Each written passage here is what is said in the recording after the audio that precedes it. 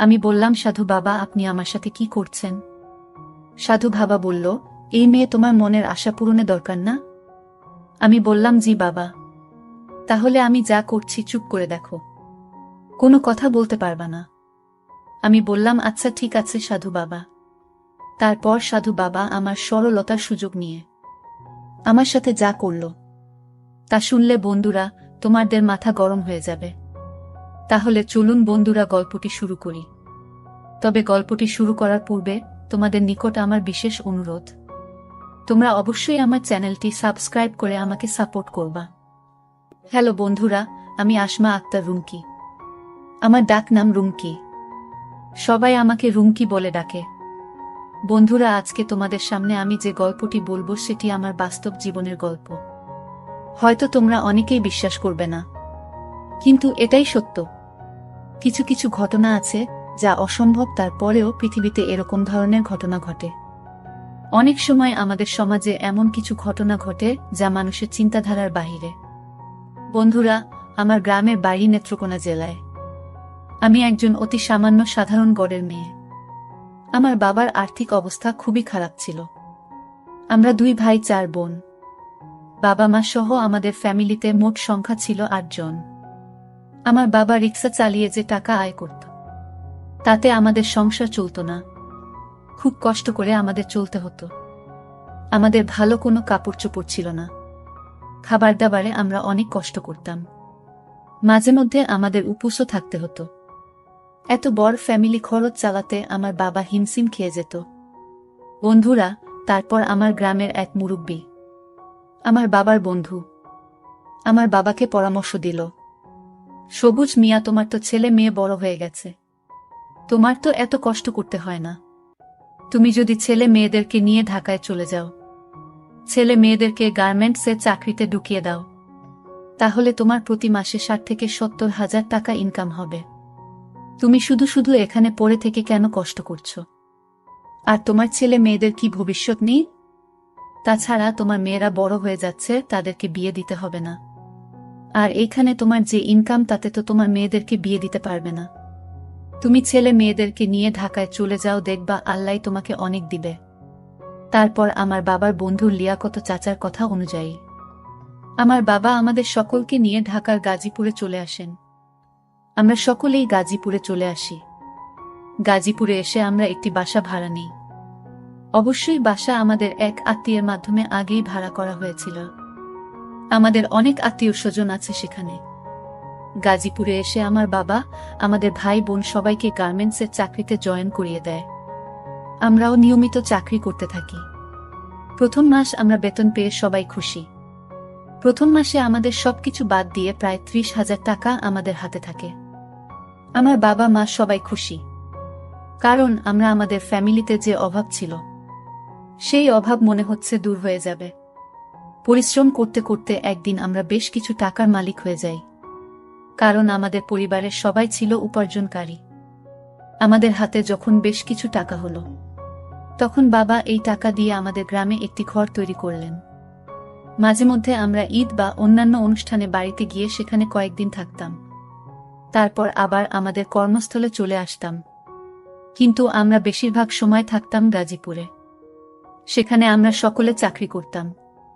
এইভাবে চাকরি করতে করতে বাবা একদিন হঠাৎ আমাকে বলল, মা রুমকি, তুই বড় হয়েছিস, এখন আমার ইচ্ছা তোকে কোনো একটা ভালো ছেলে দেখে বিয়ে দিয়ে দেওয়া। মারে, আমার উপর তো এটা ফরজ। এখন তুই কি বলিস? আর মা, তোমার যদি কোনো ছেলে পছন্দ থাকে তাহলে আমাকে বলতে পারো। আমি বললাম, না, আমার এরকম কিছু নাই বাবা, তোমরা যা ভালো মনে করো, যেখানে ভালো মনে কর সেখানে আমি রাজি। তারপর আব্বু চতুর্দিকে লোক লাগানো, ঘটক লাগানো, আমাদের গ্রামে এবং অন্য জায়গায়। অবশেষে আমার আব্বু আমাকে বিয়ে দেওয়ার জন্য একটি পাত্র খুঁজে পেল আমাদের গ্রামের পাশের গ্রামে। ছেলেটি আমার দেখে পছন্দ হলো। খুব হ্যান্ডসাম এবং সুস্বাস্থ্যের অধিকারী। প্রথম দেখায় আমার তাকে ভালো লেগে গেল। তারপর পারিবারিকভাবে আমাদের বিয়ে হয়ে গেল। বিয়ের যখন প্রথম রাত, আমি বসে রইলাম বাসর ঘরে। হঠাৎ রাত যখন 12টা বাজে তখন তার উপস্থিতি আমি বুঝতে পারলাম। আমি তাকে সালাম দিলাম। তারপর সে আমার পাশে বসল। অর্থাৎ এক কথায় বাসর ঘরে যে সব আনুষ্ঠানিকতা করা হয় সে সম্পূর্ণই পালন করল। কিন্তু দুঃখের ব্যাপার হল, সে গায়ে গতরে সুস্বাস্থ্যের অধিকারী হলে কি হবে? সে কিন্তু সেদিন আমার কিছুই করতে পারেনি। তাকে দেখে মনে হয় সে অনেক শক্তিশালী মহাপুরুষ হবে, কিন্তু তার ভিতরে যে কিছুই নেই তা আমি তো বুঝতে পারি নাই। মনের ভেতরটা খারাপ হয়ে গেল প্রথম দিনেই।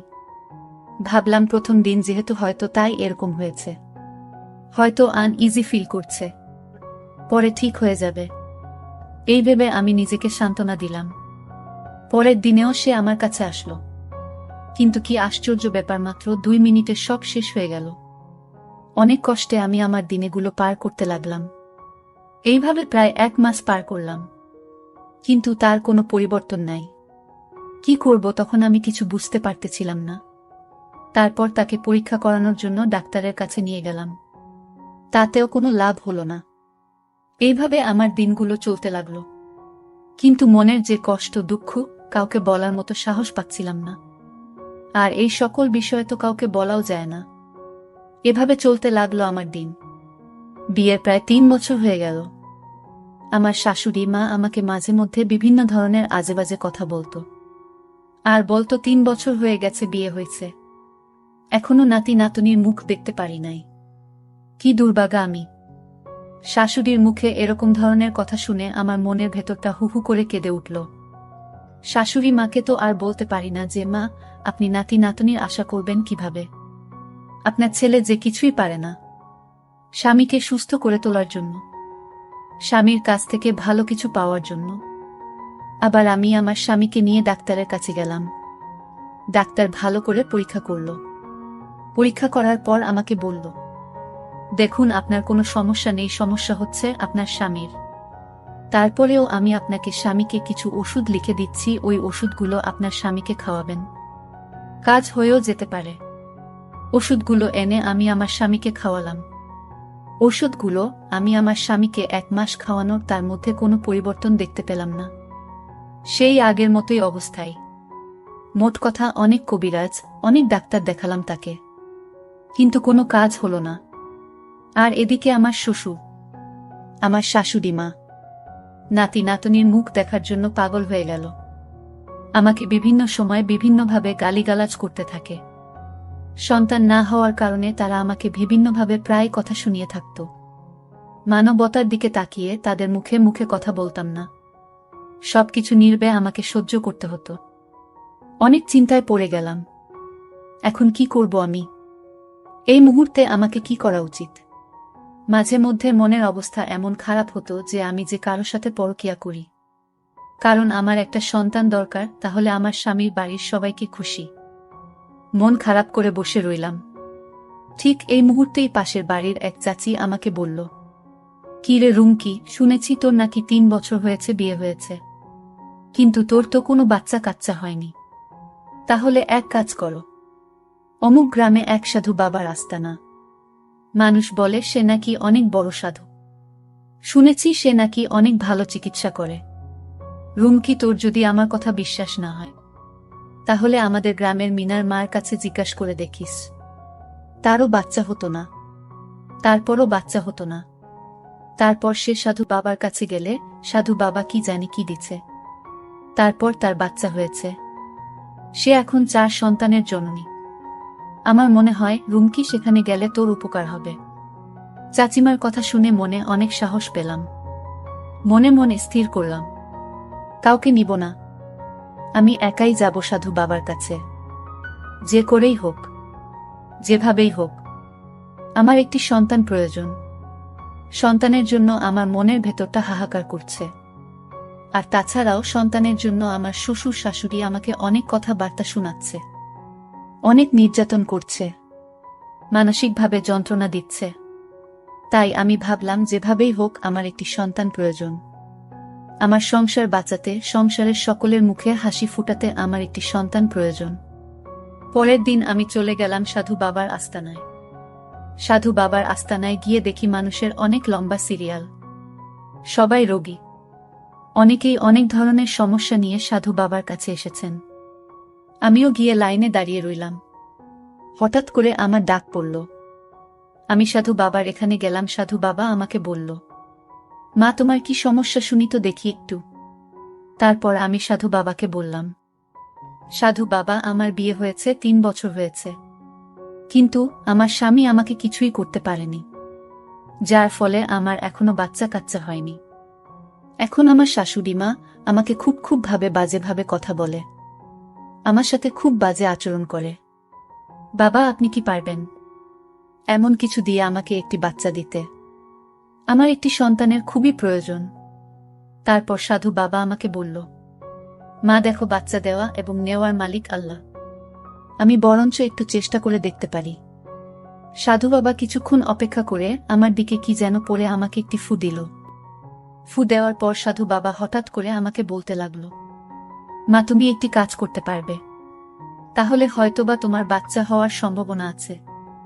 তবে মা কাজটি যে অনেক কঠিন, অনেকেই পারে না। আমি বললাম, সাধু বাবা যত কঠিন কাজই হোক, আমাকে ওই কাজটি পারতে হবে, যেভাবেই হোক আমাকে কাজটি করতে হবে, কারণ আমার একটি সন্তান প্রয়োজন। পৃথিবীতে আমার এবং আমার স্বামীর কোনো কিছুর অভাব নেই, কিন্তু অভাব শুধু একটি সন্তানের। তারপর সাধু বাবা বলল, মারে তুমি সব জায়গায় যেহেতু ব্যর্থ হয়েছ, তোমার কোনো কিছুতেই কাজ হচ্ছে না, তোমার স্বামী তোমার সাথে কোনো কিছুই করতে পারছে না, সেই দুঃখ সেই কষ্ট তুমি কাউকে বলতে পারছো না, সেক্ষেত্রে তোমাকে আমার সাথে একটি কাজ করতে হবে। বুঝতেই পারছো কাজটি কি? তবে আমি এতটুকু বিশ্বাস করি যে যদি তুমি কাজটি করো, তাহলে আমি আশাবাদী তোমার মনের আশা পূর্ণ হবে, কারণ এর আগেও আমি তোমার মতো আরও অনেক মহিলার মনের আশা এভাবেই পূর্ণ করেছি। তারা সবাই এখন 3 থেকে 4 সন্তানের জননী। আশা করি তোমার মনের আশা পূর্ণ হবে। তবে মা, তোমাকে আমি ফ্রি মনে করে কথাগুলো বলেছি। তোমাদের মতো মহিলাদের মনের দুঃখ বোঝার জন্য আমি এই রাস্তায় বসেছি, তোমাদেরকে খুশি করাই আমার কাজ। এখন তুমি যদি আমার প্রস্তাবে রাজি থাকো, তাহলে আগামী শুক্রবার আমি একটা জায়গার কথা বলছি, ওইখানে চলে আসবা। তারপর আমি সাধু বাবাকে বললাম, সাধু বাবা এটা কিভাবে সম্ভব? আমার তো স্বামী আছে, আর তাছাড়াও আমি এরকম কাজ কখনো করি নাই। সাধু বাবা বলল, রুমকি, তোমার কোনো সমস্যা নেই, তোমার সকল প্রকার গোপনীয়তা আমি রক্ষা করব। তুমি যদি তোমার মনে আশা পূর্ণ করতে চাও, তাহলে অবশ্যই তোমাকে এই কাজটা করতে হবে। তোমার যদি ইচ্ছা না থাকে তাহলে চলে যাও, আর যদি মনে করো যে না, আমার দরকার, আমার প্রয়োজন, তাহলে তুমি আগামী শুক্রবার ওইখানে চলে আসবা। যদি রাজি থাকো তাহলে আমাকে বলে দাও, আমি তোমার জন্য সকল প্রকার ব্যবস্থা করে রাখব। সাধু বাবার কথা শুনে আমার মাথা ঘুরে গেল। মনে মনে ভাবলাম, এখন কি করি? আর আমারও তো প্রয়োজন। অনেক চিন্তা ভাবনা করে আমার প্রয়োজনের কথা ভেবে আর ওইদিকে শাশুড়ি মার তীক্ষ্ণ কথাগুলো মনে মনে ভাবতে লাগলাম। অবশেষে ভাবলাম, সাধু বাবা যেহেতু বলেছে যে গোপনীয়তা রক্ষা করা হবে, তাহলে আর সমস্যা কি? আমার যদি কাজ হয় তাহলেই হলো। অবশেষে সাধু বাবার কথায় আমি রাজি হয়ে গেলাম। তারপর সাধু বাবা আমাকে বলল, তাহলে তুমি আগামী শুক্রবারে, আমি একটা জায়গার কথা বলে দিচ্ছি, ওইখানে চলে আসবা। আমি সকল প্রকার ব্যবস্থা করে রাখব। আশা করি তোমার মনের আশা পূর্ণ হবে। তারপর শুক্রবারে নিজেকে অন্যরকম ভাবে তৈরি করলাম। একেবারে সাজুগুজু করে নিজেকে ভরিয়ে ফেললাম এবং পরিষ্কার পরিচ্ছন্ন হয়ে আমি আমার স্বামীকে বললাম, আমি আমার বাপের বাড়িতে যাচ্ছি আজকের রাতটা থেকে, আগামী কালকে চলে আসব। আমার স্বামী বলল, আচ্ছা ঠিক আছে, যাও। তারপর বাপের বাড়ির কথা বলে আমি চলে গেলাম সাধু বাবার কাছে। সাধু বাবা আমায় পেয়ে অনেক খুশি। গিয়ে দেখি সাধু বাবা আমার জন্য তার নিজের রুমটা অনেক সুন্দর করে সাজিয়ে রেখেছে, মনে হচ্ছে নতুন কিছু হবে। তারপর সাধু বাবা যা করার তাই করল। সাধু বাবার কাজ অনুযায়ী আমি বুঝতে পারলাম হয়তো খুব শীঘ্রই আমার মনে আশা পূর্ণ হবে। সেদিন কাজ করে সকালে আমি চলে আসলাম। তারপর আমি অপেক্ষা করতে থাকলাম আমার মনের আশা পূরণের জন্য।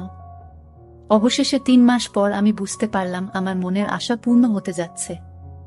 সে আমার খুব খুশি লাগছিল।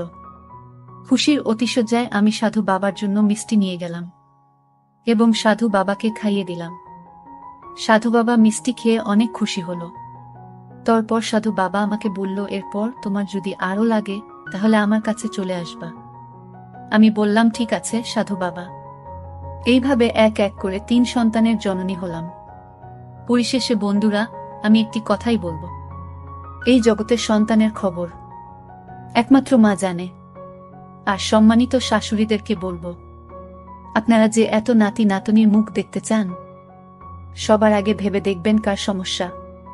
কোনো কিছু না ভেবেই অন্যায়ভাবে আপনারা যে আপনাদের ছেলের বউয়ের সাথে দুর্ব্যবহার করেন, অনেক অকথ্য ভাষায় কথা বলেন, যার ফলে আপনাদের বউ মারা আড়ালে আঁকড়ালে এমন কিছু কাজ করে বসে যা আপনারা কখনো কল্পনাও করতে পারেন না।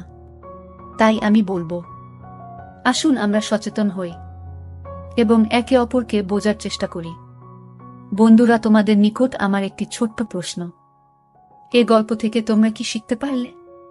দয়া করে কমেন্ট করে জানাবে। বন্ধুরা, ভিডিওটি যদি ভালো লাগে তাহলে একটি লাইক দিন। আর তোমরা যদি এইরকম ধরনের ইন্টারেস্টিং ভিডিও পেতে চাও তাহলে দয়া করে আমার চ্যানেলটি সাবস্ক্রাইব করো। পরিশেষে তোমাদের সকলের সুস্বাস্থ্য কামনা করি। ভিডিওটি দেখার জন্য তোমাদের সকলকে অসংখ্য ধন্যবাদ।